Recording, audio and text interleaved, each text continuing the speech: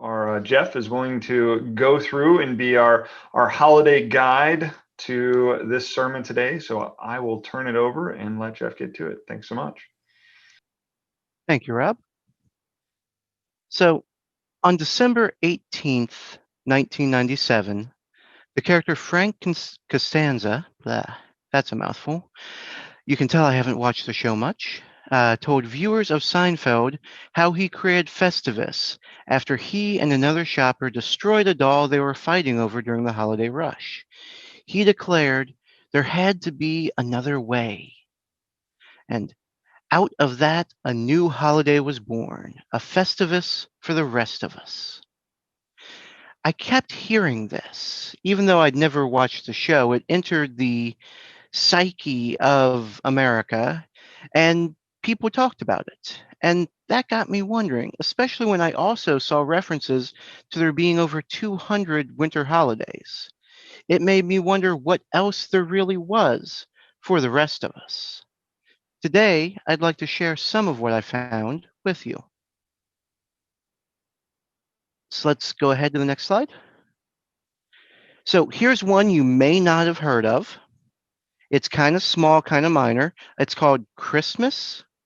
Um, so most people know this one, and there's a bunch of regional variations I found out about. Um, Japan has some very unique traditions because they had Christmas imported, and to them, it's a very American thing, and they tend to celebrate by eating KFC. Actually, uh, KFC in Japan has waiting lists to get a dinner on Christmas Eve. Um, they also celebrate by having Christmas cake, but they tend to divorce the celebration of Christmas from religion.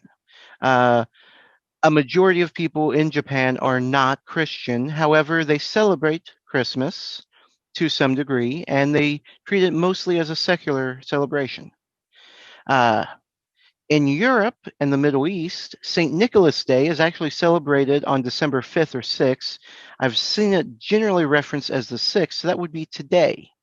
And that is also known as the Feast of St. Nicholas, and it's celebrated in addition to Christmas. Um, Throughout much of Latin America, Las Posadas is celebrated in December. It's a 9-day time of prayer that includes plays and reenactments of the story of the Nativity. Um, so even within Christmas, there is a lot of variation of how things are celebrated. And in many areas, there are even odder traditions, like in Wales, the tradition of Mary Lwyd, where a disguised wassailer carrying a hobby horse, generally made of a horse's skull, will request entrance to your home in song. And the tradition is that you must reply in song with reasons they cannot come in. And when one side or the other is unable to come up with new song to refute the claims of the other side, either the wassailers will leave if they were not able to, or they will be invited in to uh, enjoy a snack with you and drink from your larder. Or, as Facebook has put it, rap battling a horse skull for alcohol, which is just a very entertaining idea to me. There are numerous other regional variations, but Christmas has a lot of variations, even though most people tend to think it's a very consistent thing everywhere. It's really not. Let's go into the next. The other big one that most people know of, if you ask them to name holidays in December, is Hanukkah. This is a Jewish holiday celebrated in either late November or early December for 8 days. It starts on the 25th day of Kislev on the Jewish calendar. Now, Hanukkah traditions include the giving of small gifts and candies, lighting the menorah, and distribution of gelt, which has been distributed both as chocolate or small coins, especially to children. And Hanukkah celebrates a miracle documented in Jewish history where a single night's worth of lamp oil lasted for 8 nights and helped support an army that then went on to have a victorious defense over an important site. So those are the two big ones that almost everyone knows about. But there's even more holidays out there. Rob, if you could move on. Kwanzaa is something that has been both celebrated and somewhat joked about. The TV show Futurama featured a Santa Claus bot in the distant future who met up with Kwanzaa bot who passed out the traditional Kwanzaa gift, a book. What the heck is Kwanzaa? Uh, but for those who don't know what Kwanzaa is, it was created in California in 1966. It's one of the more recent holidays, and it was created following the Watts riots. It's celebrated from December 26th through the 1st of January. Its name comes from the Swahili phrase that loosely translates to first fruits, and it is a celebration of the seven principles of African heritage. They celebrate unity, to strive for and maintain unity in the family, community, nation, and race, self determination, to define and name themselves as well as to create and speak for themselves, collective work and responsibility, to build and maintain their community together and make their brothers and sisters' problems their problems and solve them together. Cooperative economics, to build and maintain their own stores, shops, and other businesses and profit from them together. Purpose, to make their collective vocation the building and developing of the community in order to restore their people to their traditional greatness. Creativity, to do as much as they can in what way they can to leave the community more beautiful and beneficial than they received it. And faith, to believe with all their hearts in their people, their parents, their teachers, leaders, and the righteousness and victory of their struggle. Kwanzaa was created by African Americans to celebrate their heritage, which had been stolen from them. And it spread from California throughout much of the United States and has even spread back to Africa, where it is celebrated to this day and is growing in both recognition and in participation. Can we move on, Rob? Diwali. I hesitated to actually include this because I was looking for December holidays, but it is the major festival of lights celebrated by Hindus, Jains, and Sikhs. And even though it is celebrated during the lunisolar month Kartika, and I'm sorry if I mispronounced that, I have difficulty pronouncing some things that are very unfamiliar to my tongue. It usually falls between mid October and mid November. It's a 5 day celebration of the victory of light over darkness, and thematically and in the way it's celebrated, it felt very much to me like many of the other religious holidays. It seems like the consistent theme throughout the winter holidays is light, is life, is a light in the darkness. And Diwali very much is about that. It's usually associated with Lakshmi. Yeah, I'm terrible at this pronunciation. I apologize very much for that. The goddess of prosperity. And some regions consider it the day Lord Rama returned to Ayodhya with his wife Sita and his brother-in-law after 14 years of exile, during which he won major campaigns in a war. It's typically celebrated with fireworks, lights and decorations, candles, feasts, and the distribution of candy. So, if we can move on. Yule is another that's in the public consciousness, but a lot of people kind of conflate Yule and Christmas. I expect UUs are a little bit less bad at that than most, but Yule is actually usually celebrated starting on the day of the winter solstice. This year, that will be December 21st. And the celebration goes on for 11 more days, leading to 12 days. It was originally celebrated by the Germanic tribes in northeastern Europe, which spread as far up as the Norse. The original celebrations had connections with the Wild Hunt, with Odin, and other connections have been lost in time. There was some regional discuss- differences in whether it was a celebration of the Wild Hunt, a celebration of Odin, whether Odin led the Wild Hunt, but most of the distinction has been lost with time. Um, when Christianity began spreading in Europe, the religion, to make it easier for the locals to adapt and to accept Christianity, took on many Yule traditions. That's why we still have Yuletide cheer. It's why the Yule log is celebrated in some areas. It's why it's where a lot of the traditions originated.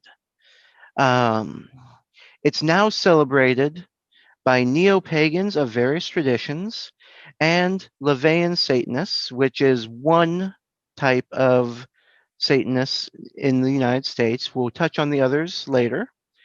In the Southern Hemisphere, Yule is actually celebrated in June because it is celebrated on the winter solstice.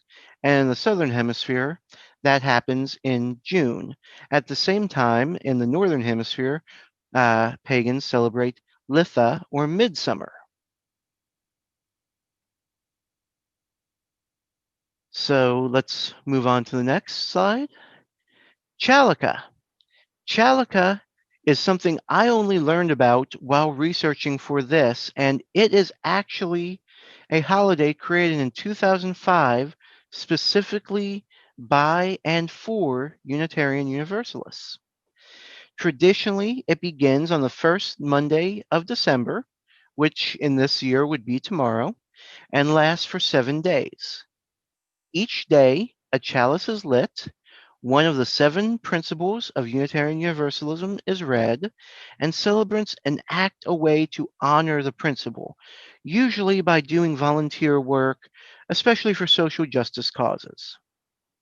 Now, nothing can enter the Unitarian Universalist faith without being split up and have different ways of doing it.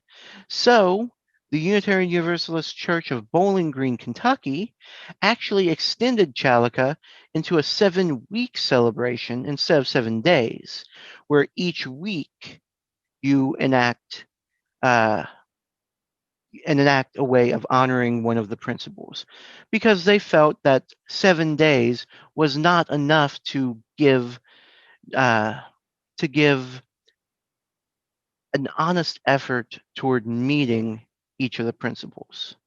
One a day just doesn't give you enough time.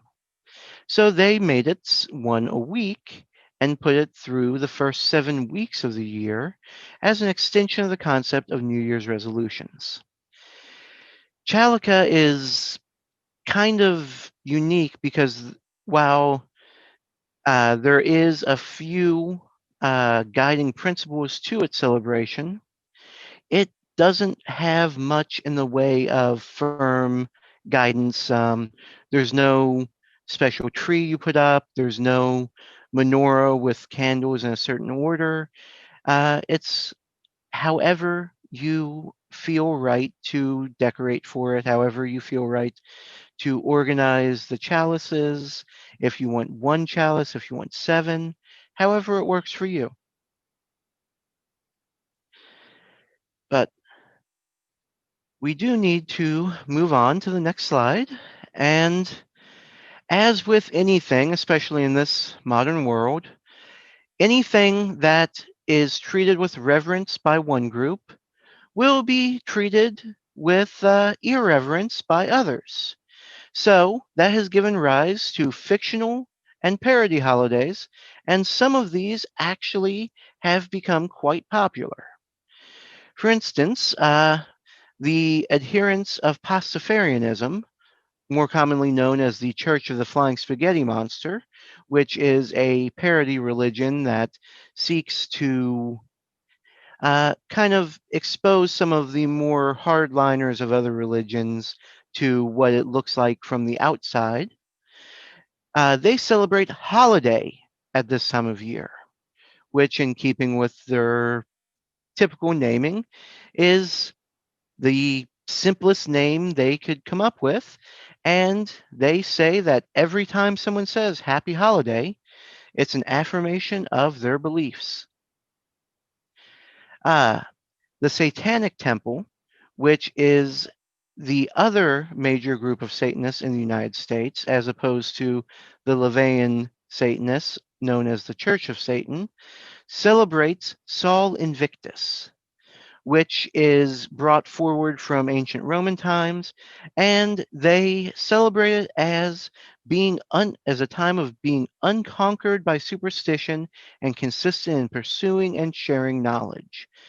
The Satanic Temple is actually an atheist organization that seeks to combat the right wing evangelical Christians and their attempts to inject religion into secular matters.